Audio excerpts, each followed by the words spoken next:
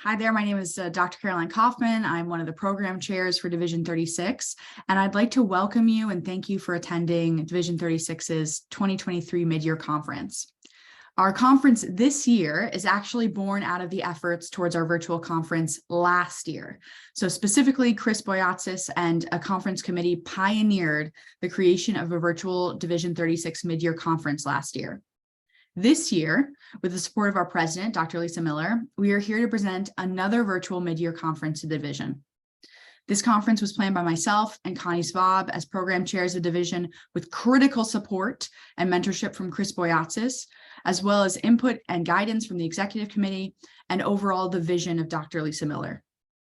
Building on Lisa's vision as a division, we hope to create a dynamic, diverse, and thought-provoking conference today that would appeal to individuals across the career span, as well as across subdisciplines within the field of the psychology of religion and spirituality. I am hopeful that we have successfully created this vision and would encourage you, if you notice something missing from the conference, something that should have been included, something you'd like to see, that you would seriously consider participating in future conference planning committees to help us improve division programming. In addition, participating in conference planning is an easy and important way to become connected to the division. I can say on behalf of the program chairs and other conference planners, we are excited about this opportunity to connect with and learn from one another. You are welcome here, whether or not you are a current member of Division 36, although I would encourage you to become a member for a myriad of reasons. In addition, you are welcome no matter where you are in your current career trajectory or subdiscipline of PRS. Today, we are striving for an inclusive environment in which we can engage ideas, exchange ideas, research, and goals for the future. As part of that, I would encourage you to interact with your presenters, moderators, and other audience members to make a connection, either professionally or personally. Finally, I would like to highlight that this mid-year conference is only a fraction of the talent of the division, and I would strongly encourage you to consider attending the upcoming APA conference in Washington, D.C. to learn more about the division and participate in our dynamic conference programming, which will take place in the general conference and also the hospitality suite. If you have questions about APA or other conference planning, please contact myself or Connie Svab as program chairs. And again, thank you so much for your attendance. We are very, very excited about what we have to offer today. And now I will turn it over to our president, Dr. Lisa Miller. Dr. Caroline Kaufman, thank you for that wonderful opening. And I want to thank as well Dr. Connie Svab and Dr. Chris Boyatzis for the beautiful work over the past several months to create today's mid-year online event in a way that's accessible and inclusive to as many people as are in the division and are interested in joining the division. I think that the confluences in life often bear fruit. And this morning, I ran into Nancy Kehoe, who many of you will remember. She was far from home. She, of course, has worked in Boston, and I'm in Florida at the moment. And there she was at the coffee shop. How remarkable, how rather unprobabilistic to have happened by chance, certainly, on the day of our event. In 1997, I first met Nancy Kehoe when I was a postdoc at Columbia, and she was at Harvard Medical School on the inpatient units, a strong spiritual presence and a visionary for the integration of what we might call the spiritual core in mental health treatment, recovery, and renewal. And there was Nancy. It gave me a moment to reflect on how extraordinarily over the past 25 years, this division has grown. We are much more diverse. We are full of both scientists and practitioners and teachers. We serve both the field of psychology and our larger society. And it's there that I want to emphasize how important you are as creators in our field, as bringing the spiritual core to psychology, but ever more so how important you are in being a foundationally spiritual voice in this time of radical atrophy of the spiritual core in our public square. Congress shall make no law establishing a religion nor prohibiting the free expression thereof. When we threw all religion out of the public square 40 years ago, 40 years is long enough for someone to grow up, have a child who's now your student. And for the first time as university professors, we see young people absolutely without any support, any background, any training, any form of nourishment on the spiritual core. When we threw all religion out of the public square, of course, the intention was to be inclusive, but we were radically exclusive. And we now have a non-spiritually conversant society. This here is one of the few places of foundationally religious and spiritually grounded scholarship and voice. We also lost the precious voice of pluralism, where I tell you about Hanukkah or Passover, and you tell me about Easter or Diwali or Ramadan, where we are now. Pluralism. That is the way that we can know each other very deeply. And in an era where we are working so hard on DEI and making progress around race and gender and orientation, the next horizon is spiritual and religious inclusivity. Can we now put spiritual life back into the public square?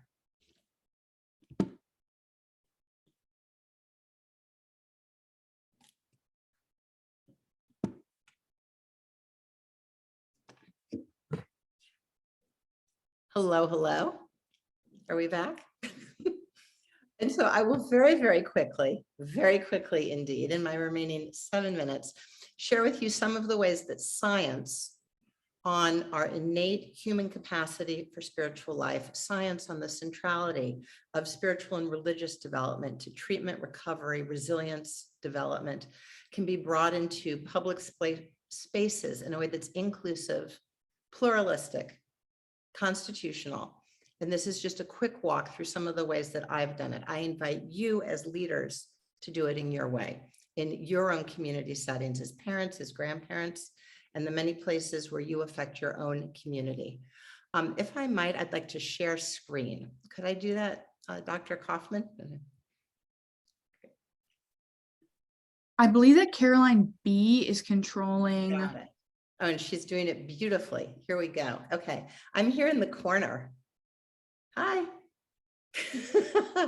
And I'm going to walk through this very quickly, but I want to share with you ways that science on spiritual and religious life can be used for institutional transformation. So again, 40 years silent on spiritual and religious life in the public square has rendered a spiritually non-conversant society. And yet we as a division are indeed spiritually conversant. And I want to open up the possibility that the work that you do here, well, you might then pivot and share that with your students or other leaders, fellow leaders in your community. The first thing I find in the public square is that we are tone deaf as a society on the difference between spirituality and religion. And as I am not a theologian, I take a data-driven approach and simply share that religion and spirituality, of course, go hand in hand for about 2/3, 70% of people in our country. Religion are beautiful, beautiful faith traditions, whether I'm Hindu, Muslim, Catholic, Christian, Jewish, Jain, or any of our faith traditions. If you ask a scientist, what's the difference between religion and spirituality? I defer to twin studies. And I say religion is largely the gift of our environment. It is environmentally transmitted.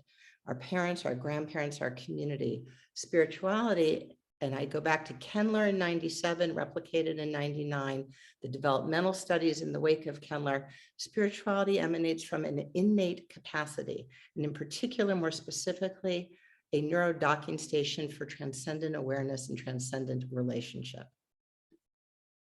Every single child on earth, which means every single grown-up on earth, is born an innately spiritual being. And there's a neurodocking station. Every single one of us has that neurodocking station right there. We published this in JAMA Psychiatry in 2014. Regions of cortical thickness across the parietal, precuneus, and occipital, regions of perception, reflection, and orientation that grow strong with sustained spiritual life. Because although spirituality is indeed innate, it is 1/3 innate, 2/3 environmentally formed, often through the rich embrace of a faith tradition. We must practice and build our spiritual life. And when we do, whether through prayer or meditation, whatever our faith tradition may be, or if we're spiritual, but not religious, we strengthen the red brain, the regions of broad and pervasive regions of cortical thickness, processing power associated with spiritual life, and provide the most robust protective factor against the diseases of despair. 80% less likely if we are a standard deviation above as compared to below the mean, to say my personal spirituality is highly important to me, to be addicted using DSM criteria for addiction to drugs or alcohol. If you told me there were a little pill that was 4/5 protective against addiction, against the crisis of our time, the pandemic of suicide, I'd give that to my kids. And yet this is our birthright. There's nothing more associated with post-traumatic growth than a strong spiritual core and a spiritual approach.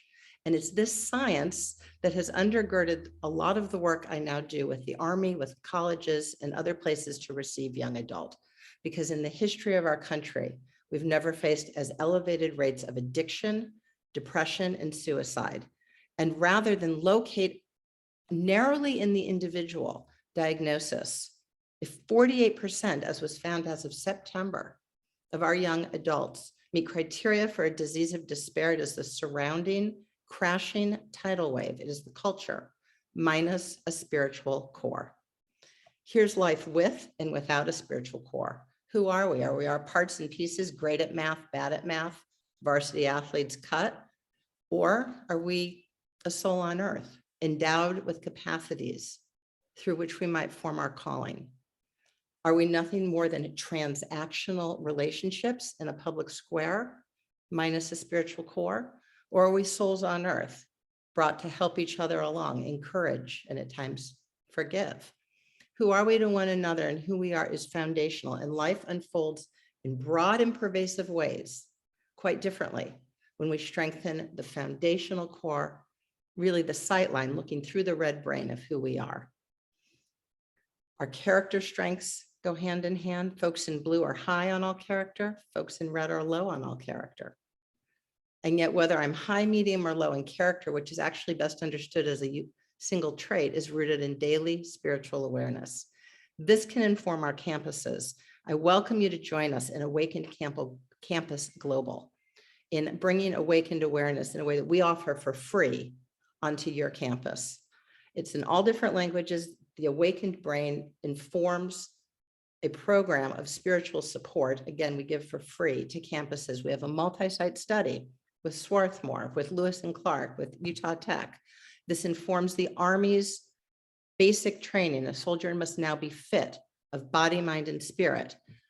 Partnerships between behavioral health and a universally trained chaplaincy. Institutional transformation, the 3-year spiritual readiness initiative led from the Pentagon. As George Marshall said, we have sought for something more than enthusiasm, finer and higher than optimism or self-confidence, something not merely of the intellect or emotions, something in the spirit of the human, something encompassed only by the soul. This is who we are. It is a simple message as we go out. Spirituality is innate, protective, essential to thriving, and core to the whole person. Thank you for your leadership.